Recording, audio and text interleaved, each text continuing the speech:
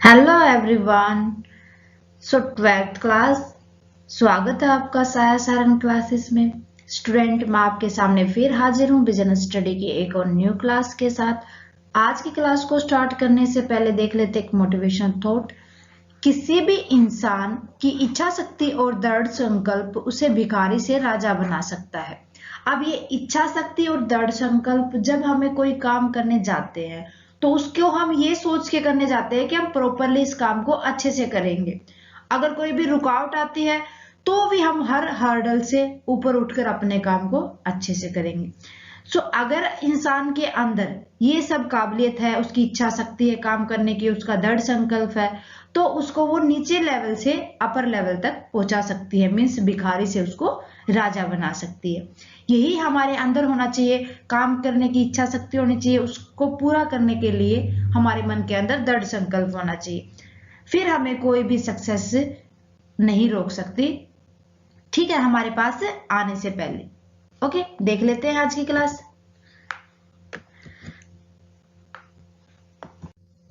Twelfth class हम discuss कर रहे थे चैप्टर नंबर 6 को, स्टाफिंग।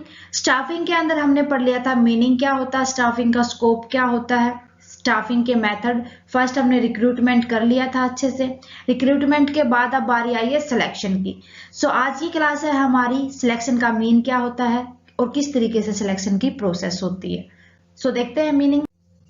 सिलेक्शन, सिलेक्शन नाम से ही पता है कि एक जॉब के ऊपर उस जॉब से रिलेटेड क्वालिफाइड पर्सन को सिलेक्ट करना। सिलेक्शन कहलाता है कि एक बंदे को, सुटेबल बंदे को ना हम करंट पोजीशन पर लगा देंगे काम के, तो वो सिलेक्शन कहलाएगा। अब वो ऑर्गेनाइजेशन के अंदर से भी हो सकता है, ऑर्गेनाइजेशन के बाहर से भी हो सकता है। Selection is the process of choosing from among the candidate from within the organization or from outside। कि जो हमने सिलेक्शन किया है ना, हो सकता है कि वो ऑर्गेनाइजेशन के अंदर से हो या हो सकता है वो ऑर्गेनाइजेशन के बाहर से हो। इंटरनल या आउटर, कोई एक्सटर्नल कोई भी हो सकता है।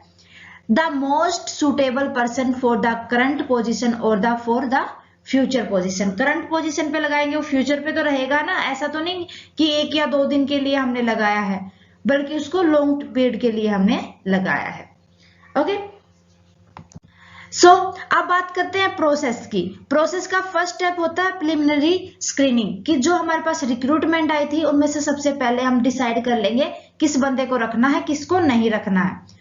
आफ्टर दैट उसका सिलेक्शन टेस्ट करेंगे, फिर उसका एम्प्लॉयमेंट इंटरव्यू लिया जाएगा, रेफरेंस चेक किया जाएगा, कोई भी पुलिस रिकॉर्ड तो नहीं है।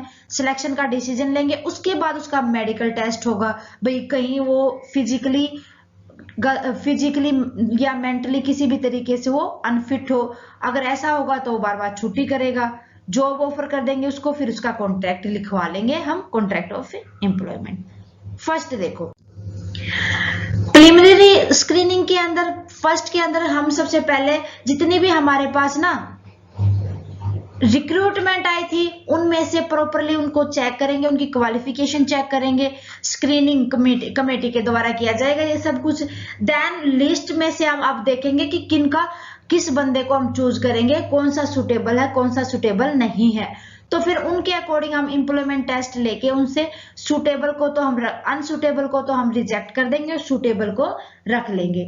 अब जो हमने सुटेबल रखे हैं ना, जो सुटेबल कैंडिडेट हमारे पास है, उनका हम लेंगे अब सिलेक्शन टेस्ट। सेकंड नंबर पर सबसे पहले लिया जाएगा उसका साइकोलॉजिकली टेस्ट। साइकोलॉजिकली टेस्ट के अंदर वो देखा जाता है कि उसका ह्यूमन बिहेवियर कैसा है और उसका काम करने का तरीका क्या है, काम के प्रति उसका एप्टीट्यूड क्या है, उसका पर्सनैलिटी टेस्ट लिया जाएगा।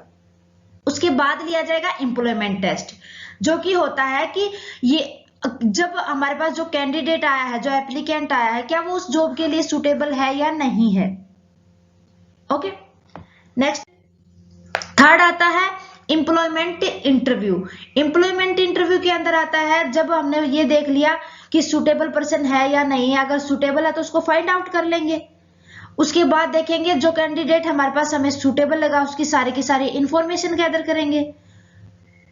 फिर उसके बाद टर्म एंड कंडीशंस डिटेल में उस कैंडिडेट को दी जाएगी जॉब की। देन हमारे पास आता है फोर्थ प्रोसेस के अंदर देखा जाता है रेफरेंस चेक। रेफरेंस चेक में स्टूडेंट हम ये देखते हैं जो एम्प्लॉय हमने सिलेक्ट किया है, हमें लगता है कि ये कैपेबल है इस जॉब के लिए, उसके लिए हम कुछ रेफरेंस ले लेंगे ताकि उसकी इन्वेस्टिगेशन की जाए। इन्वेस्टिगेशन के अंदर देखेंगे कि उसका फैमिली बैकग्राउंड कैसा है, प्रीवियस जो जॉब करता था, पास्ट एम्प्लॉयमेंट था, वहां पर उसकी कैसी परफॉर्मेंस थी, एजुकेशन क्या है उसकी, कहां से है, और उसका कोई पुलिस रिकॉर्ड तो नहीं है। रेफरेंस चेक के अंदर ये सारी चीजें चेक की जाती है। फिर आता है सिलेक्शन डिसीजन। भाई वो रेफरेंस चेक कर लिया हमने, ठीक मिला, तो उसके बाद हम उसको सिलेक्ट करेंगे, सिलेक्शन डिसीजन लेंगे। अब ये कमेटी क्या करेगी, आपस में उसका इंटरव्यू वगैरह रेफरेंस चेक करके जो उन्होंने बनाया है टेस्ट, एम्प्लॉयमेंट टेस्ट के अकॉर्डिंग उसका एक चेकलिस्ट प्रिपेयर कर देंगे। उसके बाद कि उसकी मेरिट लिस्ट लगाएंगे, सिलेक्शन के लिए कैंडिडेट की लिस्ट लगा देंगे, मेरिट लिस्ट के अकॉर्डिंग जो हाईएस्ट जिस पर्सन के मार्क्स होंगे उसको सिलेक्ट कर लेंगे। जो हमने जिनके हाईएस्ट मार्क्स थे फिर उनका लिया जाएगा मेडिकल और फिजिकली टेस्ट। कहीं भाई वो बीमार तो नहीं है, ठीक है, मेडिकली उसके टेस्ट करवाए जाएंगे। कहीं उसको ऐसी कोई भी हेल्थ प्रॉब्लम तो नहीं है या फिजिकली अनफिट तो नहीं है, ताकि वो कहीं बार बार छुट्टी ना करे। तो ये सारी चीजें चेक करके अब्सेंटिज्म की प्रॉब्लम को कम किया जा सकता है। ओके, नेक्स्ट देखो 7th, जॉब ऑफर। सब कुछ सही मिला हमें एक कैंडिडेट का, तो सब कुछ सही मिला तो उसको अपॉइंटमेंट लेटर दे देंगे, जॉब ऑफर कर देंगे, ले भाई तो अपॉइंट किया गया इस जॉब के ऊपर, ठीक है, उसके नाम पर अपॉइंटमेंट लेटर इशू किया जाएगा। ये जब किया जाएगा जब कैंडिडेट ने सारे के सारे हर्डल पास कर लिए होंगे सिलेक्शन प्रोसीजर के। फिर उसको बोर्ड टर्म एंड कंडीशन बताएगा, पे स्केल है क्या है, ये सारी की सारी चीजें उस अपॉइंटमेंट लेटर के अंदर बता दी जाएंगी, ठीक है। लास्ट, अब उन्होंने उसको अपॉइंट कर लिया, अपॉइंट करने के बाद उसको एक कॉन्ट्रैक्ट लिखवाया जाता है, कुछ टर्म एंड कंडीशन लिखी जाती है उस जॉब की कि इतने टाइम से पहले आप छोड़ नहीं सकते जॉब को, इतने वर्किंग आवर आपको काम करना है, टर्म एंड कंडीशन ये हैं, टर्मिनेशन का मोड क्या है, अगर आपने कुछ गलती की तो उस टाइम पर आपको टर्मिनेट कर दिया जाएगा।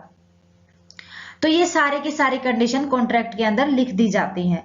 Nishant want to set a unit in rural area where people have very few job opportunity and labour is available at a low cost. तो निशांत को ये एक एग्जाम्पल था, मैंने ये गलती से मेरे पास आ गया था, मैं इसको लिखना नहीं चाहती थी, फिर भी इसको बता देती हूँ कि ये आपको एक एग्जाम्पल है कि ये रूरल एरिया के अंदर रहता है और ये जॉब भी वही चाहता है, तो इसको वहां पर जॉब मिलती थी तो वो कम पैसे में मिलती थी लो कॉस्ट के ऊपर।